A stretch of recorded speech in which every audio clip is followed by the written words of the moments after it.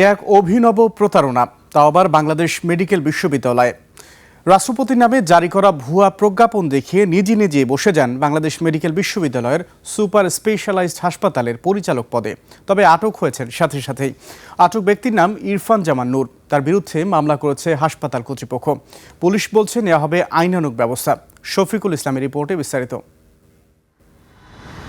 সোমবার সকাল 11:30টার দিকে বাংলাদেশ মেডিকেল বিশ্ববিদ্যালয়ের সুপার স্পেশালাইজড হাসপাতালে রাষ্ট্রপতির নামে জারি করা একটি প্রজ্ঞাপনপত্র নিয়ে হাজির হন ইরফান জামান নূর নামের এক যুবক। তিনি দাবি করেন তাকে হাসপাতালে পরিচালক পদে নিয়োগ দেওয়া হয়েছে।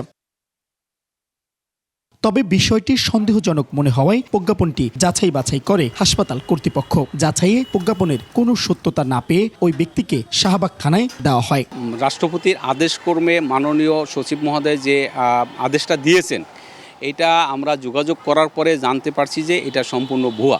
এ ঘটনায় শাহবাগ থানায় হাসপাতাল কর্তৃপক্ষ বাদী হয়ে মামলা করেছে। দাবি জানিয়েছে সর্বোচ্চ বিচারের। অতীতেও কিন্তু বিভিন্ন হাসপাতালে নিয়োগ দিবে এই বলে কিন্তু অর্থ হাতিয়ে নেওয়া হয়েছে প্রতারণা চক্র।